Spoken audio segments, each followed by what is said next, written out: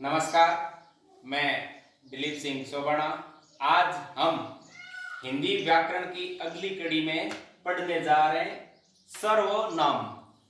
सर्वनाम को इंग्लिश में कहते हैं प्रोनाउन।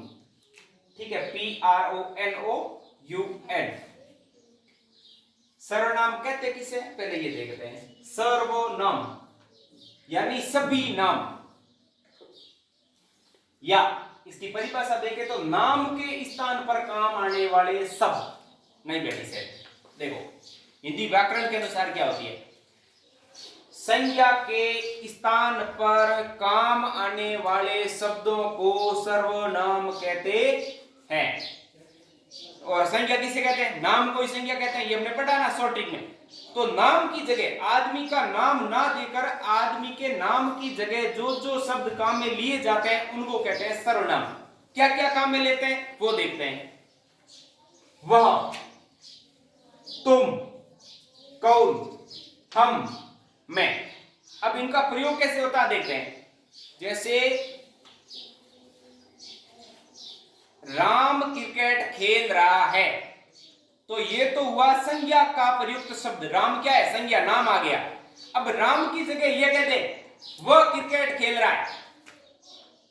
राम की जगह कहें वह क्रिकेट खेल रहा है, तो ये वह क्या है, ये सर्वनाम है। सुरेश तुम पानी पी रहे हो,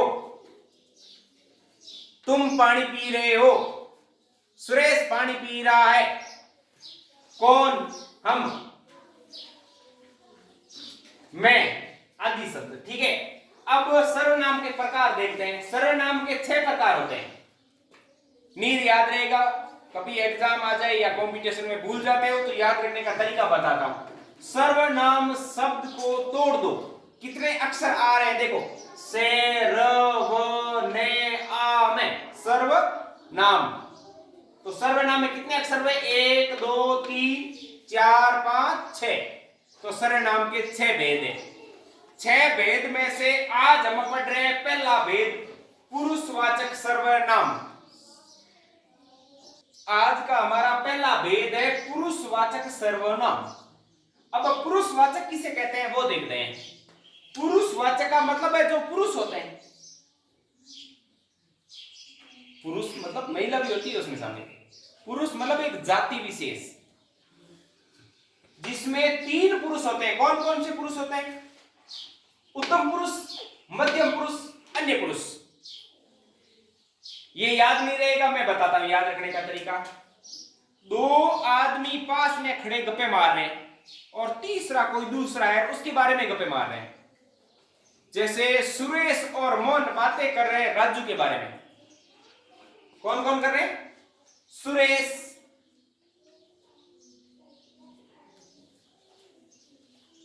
और मोहन बातें कर रहे हैं राजू के बारे में।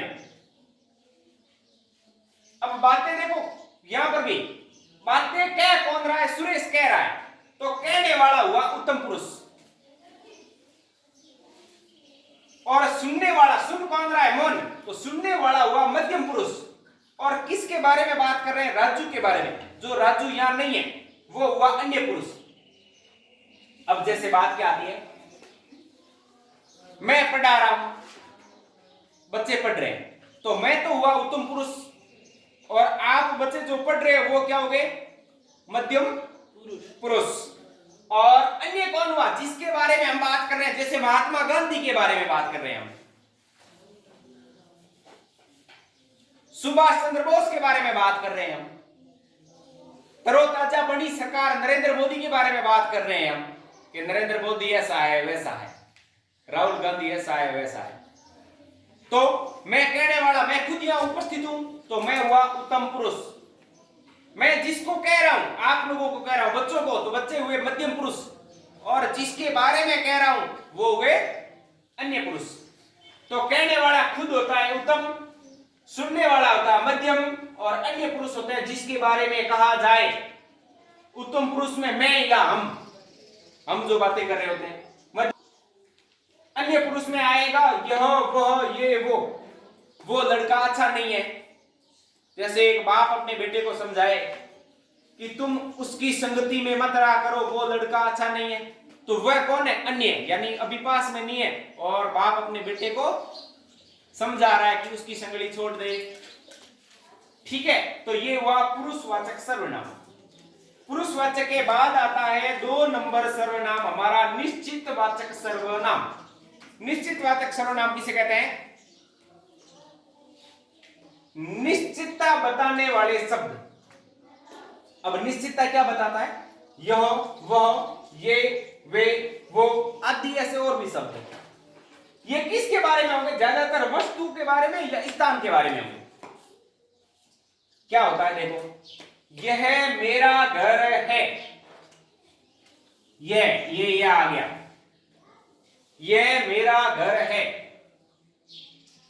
तो ये क्या है? निश्चित वाचक सर्वनाम। ये ध्यान रखना, यह के तुरंत बाद घर का नाम नहीं आना चाहिए। अगर तुरंत बाद घर का नाम आ गया तो विशेषण बन जाएगा, फिर वो सर्वनाम सर्वनाम नहीं रहेगा। तुम नहीं रहे, मैं नहीं रहा। तो यह मेरा घर है, वह मेरी पुस्तक है, ये आ जाए ना, यह घर मेरा है, तो अब ये विशेषण होगा। लेकिन यहां है यह मेरा घर है, तो यह है सर्वनाम, ये विशेषण में पढ़ेंगे। अब ध्यान रखना, यह वह जो भी ये सर्वनाम शब्द है, इसके तुरंत बाद संज्ञा आ जाए तो विशेषण होता है। यह मेरा घर है, ये क्या है? निश्चितवाचक सर्वनाम। वह मेरी पुस्तक है। अब पढ़ते हैं अनिश्चितवाचक सर्वनाम।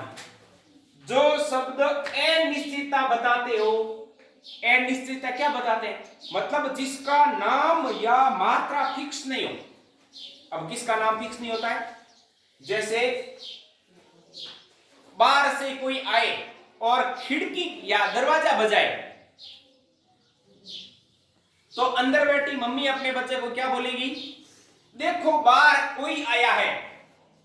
कोई आया है मतलब पता नहीं आया कौन है, मम्मी को भी नहीं पता। मम्मी ने तो ये बोला बाहर कोई आया है, देखो गेट खोलकर। तो आप गेट खोलने जाओगे, उससे पहले तक कोई जो है ना वो अनिश्चित है। मतलब कोई भी हो सकता है, पापा हो सकते हैं, कोई पड़ोसी हो सकता है, कोई दादा दादी आया हो, या कोई और आया हो, कोई भिखारी भी आया हो, चाहे गाय ने बजा दी हो खिड़की, पता नहीं है कौन। ये पता कब चलेगा? खिड़की या दरवाजा खोलने के बाद। तो दरवाजा खोलने से पहले जो स्थिति बनी हुई है उसको बोलते हैं अनिश्चितवाचक, यानी कि इससे पहले हमें नहीं पता कौन है, इसीलिए होता है कि बाहर कोई आया है। या शादी विवाह होता है, कितने मेहमान आएंगे नहीं पता, फिक्स नहीं है, अनिश्चित है। क्या मिठाई बनेगी अभी नहीं पता। किसी की शादी में आप जा रहे हो और वहां खाना खाने के लिए आप आमंत्रित हो। अब आप रास्ते में यही सोच के जाओगे वहां क्या मिठाई होगी? कतली होगी? नहीं, गुलाब जामुन हो? नहीं, आटे रो हीरो जोत पाई का। सुबह सुबह मम्मी बोल दे बेटा नाश्ता कर ले, आप क्या बोलोगे? आज तो शादी में जाना है। अब मम्मी बोल दे कि बेटा वहां खाना क्या है पता नहीं, भूखा मरेगा, फालतू में 12-1 बजे तक, उसके बाद तुझे कोई खाना खिलाएगा। तो यही रहता यार, खा लूंगा, भूख तो लागू नहीं। अगर खा लीर बट गई और कतली होगी जड़, मतलब पता नहीं है वह खाना क्या है, ये होता है अनिश्चित। या उसे कुछ दे दो, मतलब कोई दरवाजे पे भिखारी या कोई मांगने वाला आया है और उसे आप कुछ दे रहे हो दान में। क्या दे रहे हो अभी पता नहीं, कितना दे रहे हो अभी पता नहीं है। वो बार बार कह रहा है अल्लाह के नाम पे दे दे बाबा, give name of the Allah, give name of the Allah, वो ऐसे कर रहा है। तो आपके पापा नींद में अगर सो रहे हैं तो वो जाग कर क्या बोलेंगे?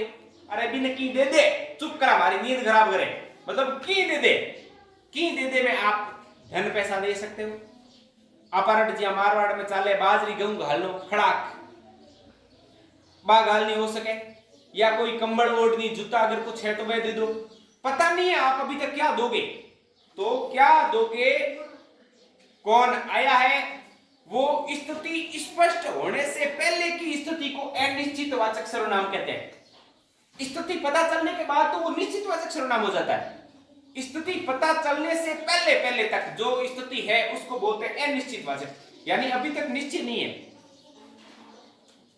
अभी तो फोन हो गए, पहले फोन नहीं होते थे, ये समाचार मिल जाए कि आपके नानाने से कोई आएंगे, कौन कौन आएगा ननियाल से ये किसी को नहीं पता। वो स्थिति बनी रहती, पता नहीं कौन कौन आए, मामा आई, नैनी के नानो आई, नैनी के नानी आई, कि नैनी मासी आई, नैनी खास मामे बेटो भाई आई, वो है अनिश्चित।